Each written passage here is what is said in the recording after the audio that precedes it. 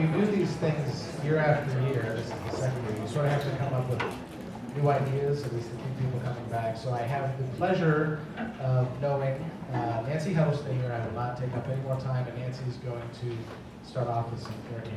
Nancy? Okay, guys, is that all the introduction I get, Nathan? Yes. Okay. So, good afternoon. I'm Nancy Huddleston. I've been the Communications Director at the National Academy of Sciences Earth and Life Studies Division for the past 17 years. So I think what you guys do, try to make the thick tomes penetrable. And we do all the same things, of course, the short products and those videos and the infographics, but I've added a new dimension over time, and that's song. So Nathan tricked me into coming here today to sing to you, and I moved last week, so I'm tired, but we're going to do this. And so I have 3 songs for you today. Funny enough, they're about climate change, and the last one's about flooding. They're in order of difficulty, so you just hang on to your socks for the last song. Let me start with this one. Turn off the piano. You guys can hear me fine, right? I'm going to test the piano in this piano. It's beginning to look a lot like coral. Won't be with us long. With dissolving of CO2 and warming of ocean blue, the coral can't go strong like me and you. It's beginning to look a lot like coral. Need our help to thrive. So let's keep our emissions low and find ways to help them grow while we have the time. We'll try genetic mutation and manage migration to help the coral along. Research our biome and find a new high where algae friends sing along. And scientists can hardly wait for coral to grow strong. It's beginning to look a lot like coral. May have a chance. And the prettiest sight to see are the coral that will be at your own back door.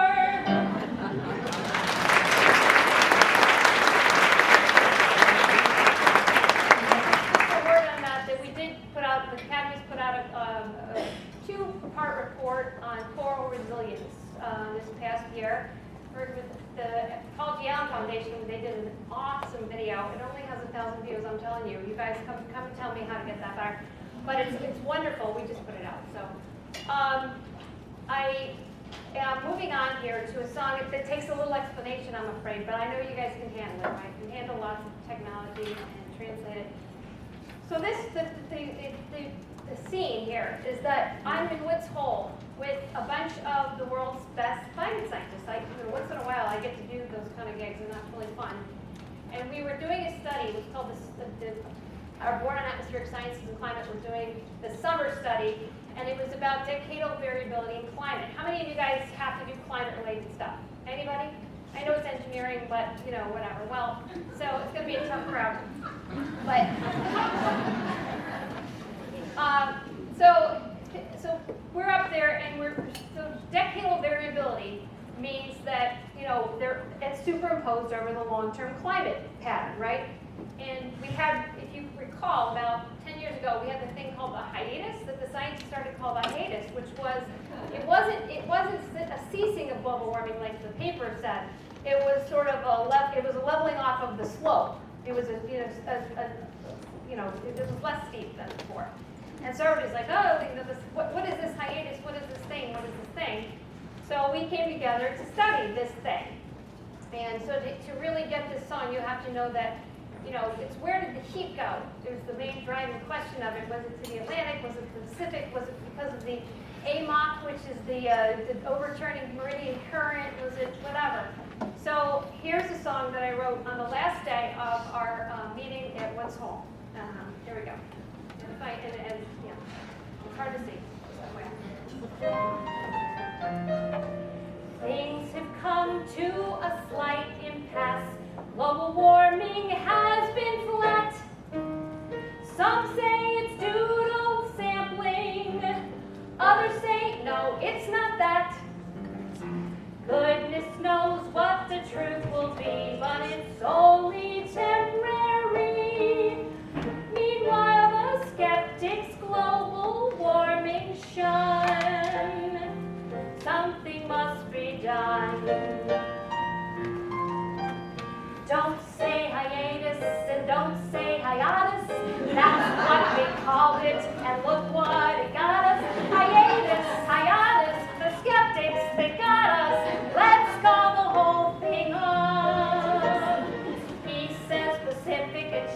says Atlantic. Where did the heat go? It's making us frantic. The Atlantic, Pacific, the heat store's terrific. Let's call the whole thing off. But oh, even where the data's sparse, we'll find a hint. We'll use stats and modeling to parse a fingerprint. IPO, A and B, or PDB, do you favor? Could be the ENSO in one or more flavor. The AMOT, the tropics, there's so many topics. Let's call the whole thing off.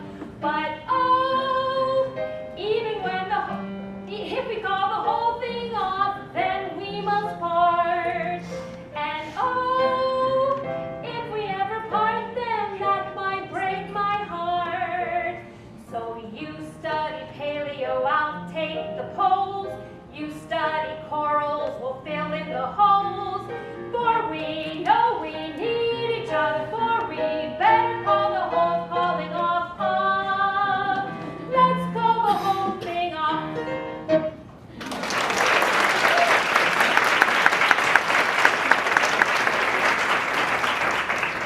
Thank you. This piano it just shut off. That happened. It always happens with the last big chord, and that's what makes everybody clap. That last big boom, that's what everybody, it's like a boom. So if I don't have that boom, I don't know what to do. All right, last song here. How are we doing on time, Nathan? I told you to have all afternoon. Okay, and now this one's another one that needs explaining. How many know what LiDAR is? How many can tell me what the acronym is? Because I've forgotten all, I can't remember at the moment. It's light detection and ranging. Light detection and ranging. I wrote it on the corner. I cheated. All right, so this song was written about almost 9 years ago now, in 2010. And what happened was FEMA came to the National Academies because they knew their floodplain maps were not so good. I mean, this is totally apropos today, this song, I'm telling you. They knew their floodplain maps weren't very good, and they knew that they needed to, do a better job, but everyone kept coming to them and saying, we can get the base flood elevation better for you. So the base flood elevation is the flood level, the 100-year flood level, okay, for rivers. And all these vendors remember him saying, we can get that just a little bit better than you have it now. You've got it at what, but we can get it a little bit better. And they kept saying, no, we don't think that's what we need. We think we need a LiDAR. And so they came to the Academies for a study. And we partnered with the University of North Carolina. Is anybody here from the University of North Carolina? No? We've got to work on that, Nathan. So, and we did a study.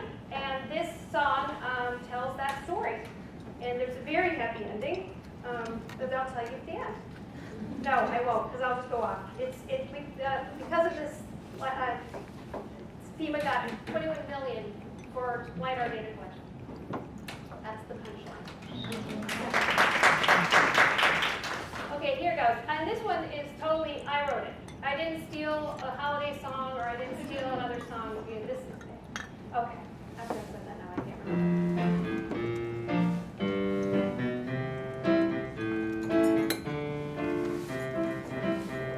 I'm gonna help you understand by telling you a story about a man who lived in a house in Tennessee, a pretty little house with a big oak tree. Fred Krupp's his name, and he was told he lived on high ground, that's pure gold, because his house was well outside the floodplain. Told him fly and flood insurance would be insane. Oh, I like this story. Storytelling, good. But as you heard, in Tennessee, they had the flood of the century. The Cumberland River rose right past the floodplain line and hurried fast to Fred's, where he watched waters rise and said, I hate insurance, guys. And though our Fred, he did survive the trauma, that poor man is now living with his mama. Oh, poor Fred. He didn't know it then, but, oh yeah. He needed LiDAR data for the nation, map it out a digital elevation, find a plane from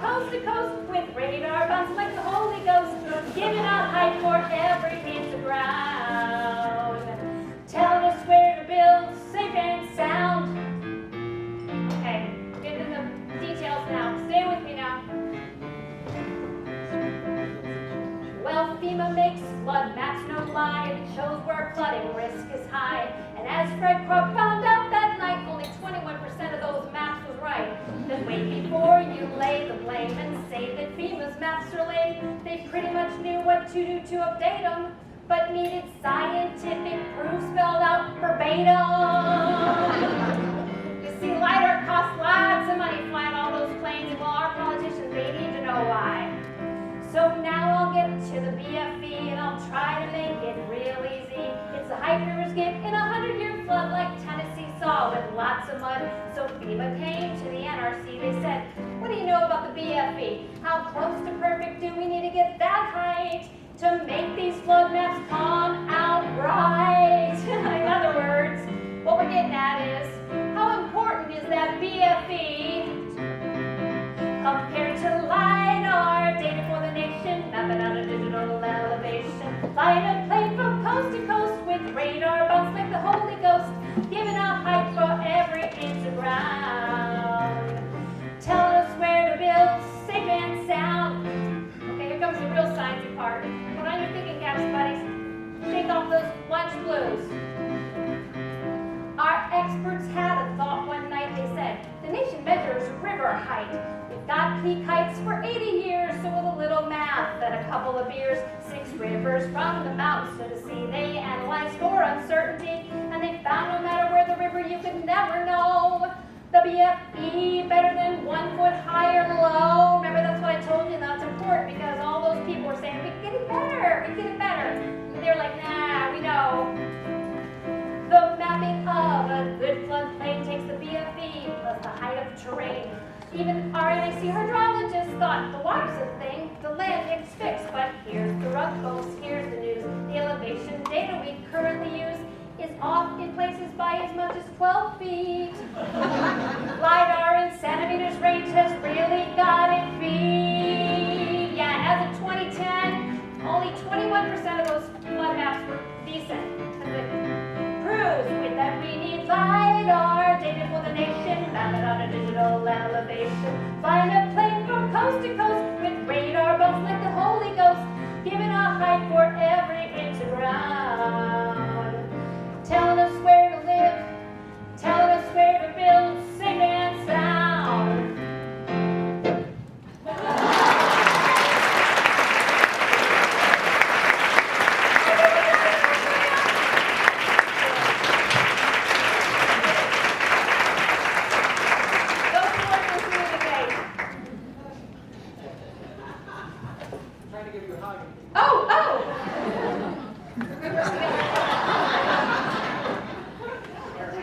We practiced this part too.